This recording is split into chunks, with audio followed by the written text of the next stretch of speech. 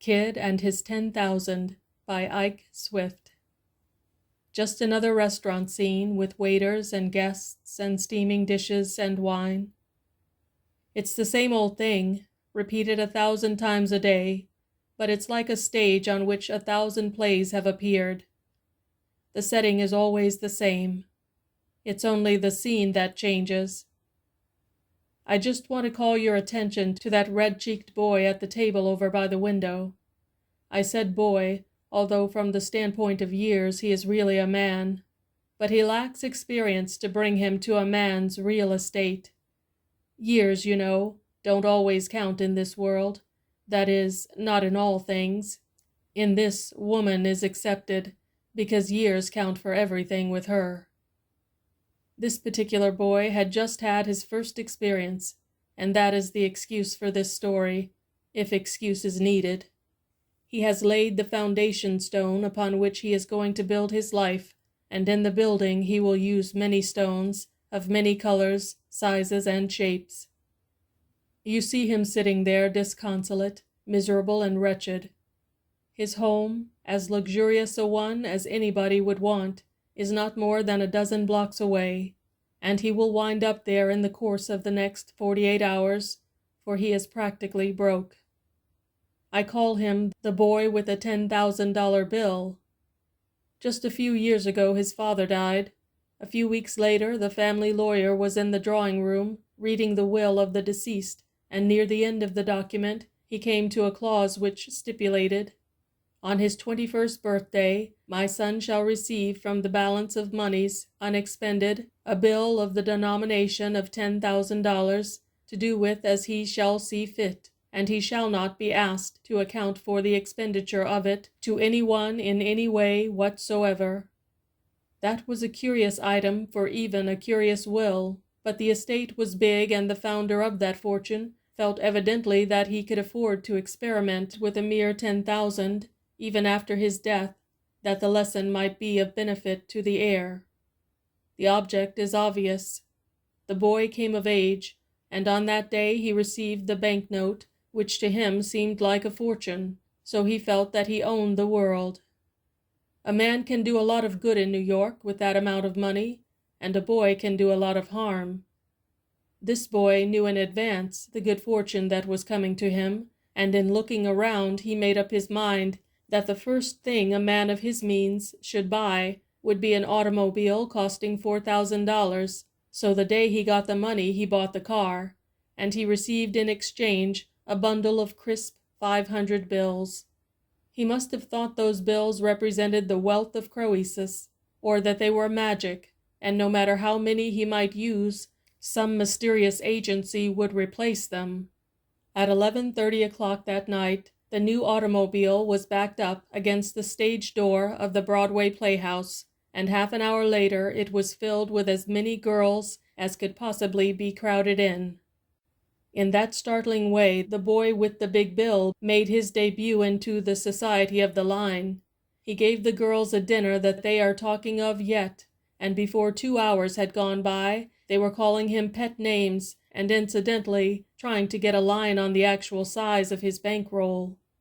They worked individually, and each one could in fancy see herself installed in a fine house, mistress of unlimited means, and the wife of an especially easy mark, made to order for a chorus girl. You see, he was so liberal that he deceived them, although, as a matter of fact, young ladies with their wide experience ought to have known better, and have figured out the limit of his possibilities. These $10,000 were left by the dead man to be a bait for the wolves, and he had arranged it so that the hand of his son should feed it to them bit by bit. There were other thousands behind these, and they were to be protected by the knowledge of the fate of the ones which had gone before. It was willed that $10,000 of experience might be bought with it, and the boy was doing his share of it very well. He left his home and took a nice little apartment so that he could have more liberty, which he needed just about that time. He lunched with a soubrette and dined with a singer. If he liked the show or fancied one of the girls in it, he engaged a box every night for the week. The crowd dubbed him the Little Millionaire, and he deserved the title, for he was certainly playing the star part, and he was always present at what are known as rackets, where the chief source of amusement were girls who cut capers and danced to the music of male voices. His automobile, which always carried a bunch of freight, from which ribbons and feathers fluttered, denoting the sex of the wearers, of course shot up and down, and in and out, in a most spectacular manner, and it, as much as anything else, helped to make him popular. He must have known a bit about finance, for it looked to those who were watching his career as if he was spending about $10,000 a week, and so he got the reputation of doing, as sometimes happens in this world, that which was impossible. But through it all, he never showed his hand. He was dining one night with an especially nice little girl of the stage to whom he had shown a lot of attention, which means in stage parlance that he had bought her presents worth accepting. They had come to the third bottle of wine, and to her way of thinking, the time seemed about ripe for what she had in mind. "A man who's been in the business a long time was telling me the other night that I ought to have a show of my own," she mused as she sipped her wine. She had made a careful and skillful cast as she waited. "Why don't you?" he asked presently. That was quicker action than she had dared to expect. "I ought to have done it 2 years ago when I had a friend that wanted to start me out on the road. Don't you think I'm as good as Blanche Bates? How was it you didn't go?" he queried, ignoring her question. "Well, you see, I didn't like this party, and I wouldn't accept favors from no one I didn't like. It don't cost much to put a show on if you know how, and there's lots of money in it if it's a hit." "About how much?" $12,000 or $15,000 would do it up in great shape. I think a nice little comic opera would be good, the kind Lillian Russell has. All she makes good on is her looks, and that's not so much.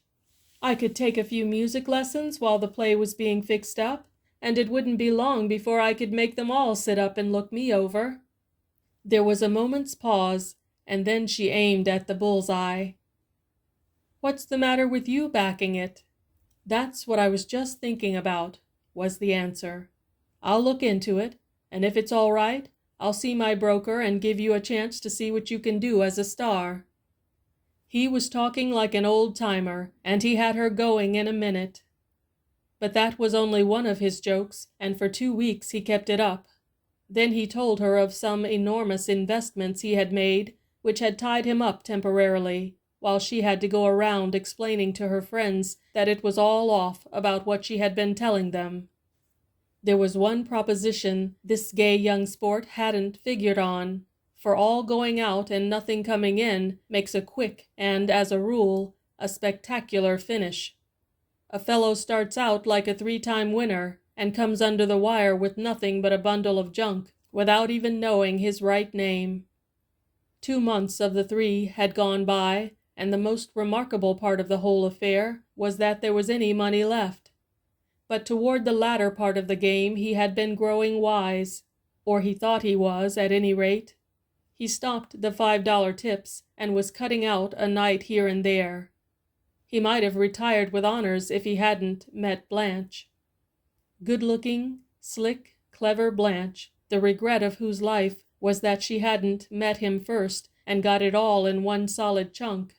He didn't know it, but he was made for Blanche, and what was more to the point, she knew it. In fact, there were very few things she didn't know. His talk about his brokers didn't switch her in the least. There had been a time in her life when she might have believed it, but that time had gone by. She had lived in a fool's paradise just once, and that was enough for her.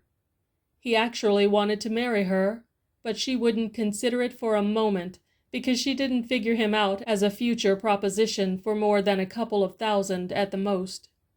"You're all right, Harry," she said once, "but we won't have any marrying just now. What we will do is go shopping. I want to furnish a flat so that I can really have a home of my own, and you will be just as welcome there as if you owned it yourself. So come along and we'll pick the things out. You have very nice taste in such matters, I know, and we can have a good time buying." Good speech that, and very nicely delivered, and he liked her well enough to find no flaw in it. But when the time really came for the buying, there was something else she had to do, so she said, "Don't bother your head about this. Just give me the money. I know what I want. I have the list all made out. I'll buy them and fix them up, and when everything is ready, I'll have you come up and look at them and tell me what you think. I know my taste is not as good as yours, but I'll do the best I can." Please bear in mind that he was only a boy, just 21 years old. Then you will understand, perhaps, why he fell for so old a story. At this point, you've got it all figured out. In your opinion, she took the coin and simply faded away. Nothing of the kind. He saw her once every 24 hours at least, and she reported progress, and then one day he got a note telling him to come up and see the new place.